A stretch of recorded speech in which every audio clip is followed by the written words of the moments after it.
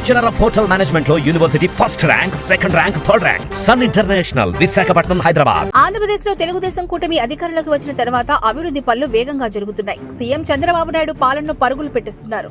YCP ప్రభుత్వం హయాంలో జరిగిన అవినీతిని బయటపెడుతూనే కేంద్ర సహకారంతో రాష్ట్రంలోని అన్ని రంగాలను అభివృద్ధి చేసేందుకు చంద్రబాబు సర్కార్ వేగంగా అడుగులేస్తోంది. మరోవైపు వైసీపీ హయాంలో అధికారాన్ని అడ్డుపెట్టుకుని తమ అక్రమ వ్యాపార సామ్రాజ్యాన్ని విస్తరించుకున్న నేతలపైన కూటమి ప్రభుత్వం దృష్టి సారించింది. గత 5 ఏళ్ల కాలంలో తెలుగుదేశం, జనసేన కార్యకర్తలపై దాడులు చేయించిన వైసీపీ నేతలపైన చట్టరీత్యా చర్యలకు సిద్ధమవుతోంది. ఈ క్రమంలో వైసీపీలో కొనసాగితే ఇబ్బందులు తప్పవని, ఇబ్బందులకు తోడు రాజకీయ భవిష్యత్తు కూడా లేకుండా పోతుందని భావిస్తున్న కొందరు నేతలు ఆ పార్టీని వీడేందుకు రెడీ అవుతున్నారు. ఇలా వైసీపీని వీడే ఆలోచనలో ఉన్నవారిలో పలువురు మాజీ మంత్రి బుగ్గన రాజేంద్రనాథ్ రెడ్డి కూడా ఉన్నారని తెలుస్తోంది. ఏపీలో కూటమి ప్రభుత్వం బలంగా ఉండడంతో పాటు వైఎస్ షర్మిల నాయకత్వంలో రాష్ట్రంలో కాంగ్రెస్ పార్టీ సైతం బలోపేతమవుతోంది. కాంగ్రెస్ ఏపీలో బలపడితే వైసీపీ చాప్టర్ క్లోజ్ అన్న అంచనాకు వైసీపీ నేతలు వచ్చేశారు. దీంతో వైసీపీని వీడి అవకాశం ఉన్న ఇతర పార్టీలోకి జంప్ చేసేందుకు ప్రయత్నాలు షురూ చేసినట్లుగా వైసీపీలోనే పెద్ద ఎత్తున చర్చ జరుగుతోంది. వైఎస్ఆర్ కాంగ్రెస్ పార్టీని వీడేందుకు సిద్ధమవుతున్న వారిలో మాజీ మంత్రి బుగ్గన రాజేంద్రనాథ్ రెడ్డి పేరు కూడా గట్టిగా వినిపిస్తోంది. ఎన్నికలు ముగిసిన తర్వాత బుగ్గన కార్యకర్తలకు అందుబాటులో ఉండడం లేదు. ఫలితాల తర్వాత ఒక్కసారి మాత్రమే ఆయన కార్యకర్తలతో సమావేశమయ్యారు. ఎక్కువ సమయం ఢిల్లీలోనే గడుపుతున్నారని ఆయన అనుయాయులు చెబుతున్నారు.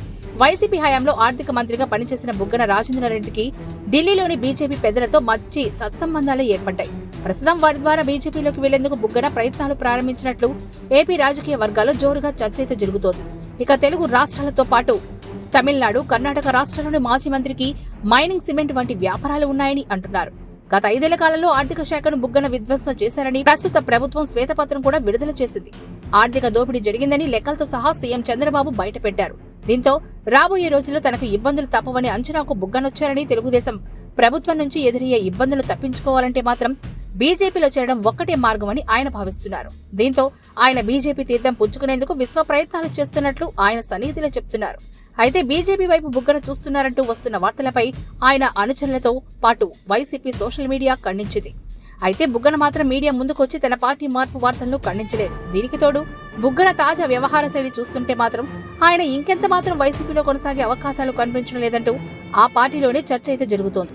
బుగ్గన వైసీపీని విడితే జగన్ మైండ్ బ్లాక్ కావడం ఖాయమంటూ పరిశీలకులు విశ్లేషిస్తున్నారు.